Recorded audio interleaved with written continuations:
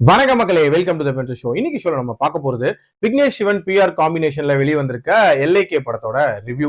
இந்த படம் human ஃபீலிங்ஸ்க்கும் AI ஆப்புக்கும் இடையே நடக்கக்கூடிய கிளாஷ் அப்படின்ற தீம்ல தான் போகுது. 2040ல நடக்கிற மாதிரியான ஒரு கதையா காட்டியிருப்பாங்க.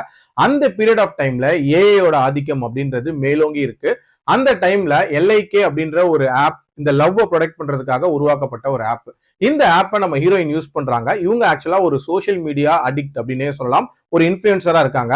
அப்படியே கான்ட்ராஸ்டா நம்ம ஹீரோ அந்த சோசியல் மீடியாவோட வாடே தெரியாம அவங்க அப்பா வளர்த்துட்டு இருக்காரு. அவங்க அப்பா தான் வந்து சீமானு. பிஆருக்கும் நம்ம ஹீரோயினுக்கும் ஒரு விதமான லவ் அப்படின்றது ஏற்படுது. அந்த லவ்ல இந்த ஆப்னால என்னென்ன மாதிரியான பிரச்சனைகள் வருது, அந்த ஆப்புக்கு அகைன்ஸ்டா நம்ம ஹீரோ என்ன பண்றாரு, டுவர்ட்ஸ் எண்ட் என்ன ஆகுதுன்றது அந்த படத்தோட கதை. இந்த படத்தோட முக்கியமான பிளஸே வேர்ல்டு பில்டிங் அப்படின்னு சொல்லுவேன். அதாவது அந்த 2040ல சென்னை எப்படி இருக்கும் அப்படின்றத ரொம்ப சூப்பரா காட்சிப்படுத்திருந்தாங்க. அந்த கிரியேட்டிவிட்டிக்கு கண்டிப்பா பாராட்டுகள் சொல்லலாம். அதே மாதிரி ஒரு ஏஐ ஆப்புக்கும் ஹியூமன் எமோஷனுக்கும் இடையே பேட்டில் அப்படின்ற அந்த ஐடியாவுக்கும் கண்டிப்பா பாராட்டுகள் சொல்றேன்.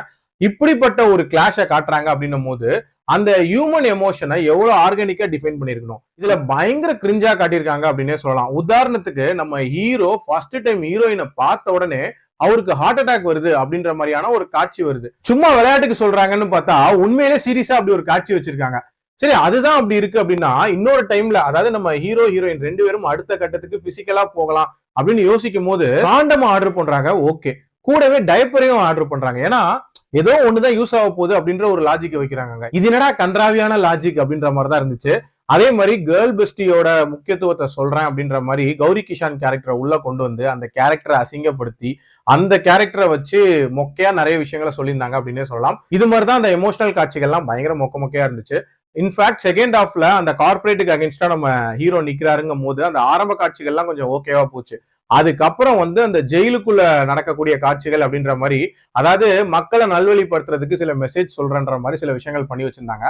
அது ரொம்ப ரொம்ப மொக்கையா இருந்துச்சு. இப்ப இந்த படம் இந்த சோசியல் மீடியா, ஏஐ இந்த மாதிரியான விஷயங்களுக்கு எல்லாம் அகேன்ஸ்டான ஒரு படம் தான். ஆனா படம் முழுக்க பாத்தீங்கன்னா பூரா சோசியல் மீடியா இன்ஃபுளுசர்ஸா இருக்காங்க அப்படின்னே சொல்லலாம். எதுக்கு? இந்த படத்துக்கு அவங்க ஏதாவது ப்ரொமோஷன் போட்டு பாசிட்டிவா சொல்லிடுவாங்க அப்படின்றதுக்காக. வேணா பாருங்க, இந்த படத்துக்கு ஏகப்பட்ட பாசிட்டிவ் ப்ரொமோஷன்ஸ் அப்படின்றது வரும். ஆனா உண்மையிலேயே நீங்க இந்த படத்தை பார்த்துட்டு எனக்கு கண்டிப்பா கமெண்ட் பண்ணுங்க. இந்த படத்தை நான் இன்ஃபேக்ட் 2 டைம் பார்த்துட்டேன் இன்னைக்கு. ஆல்ரெடி ஃபர்ஸ்ட் ஷோ வந்து சினிபோலிஸ்ல புக் பண்ணி 9 மணி ஷோ வந்து ஃபர்ஸ்ட் ஹாஃப் முடிஞ்சு கொஞ்ச நேரத்திலேயே வந்து கேன்சல் பண்ணிட்டாங்க.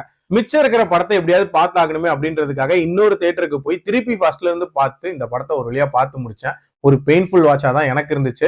பட் இந்த மேக்கிங்காக கண்டிப்பா இந்த படத்துக்கு 2.5 கொடுக்குறேன் நானு.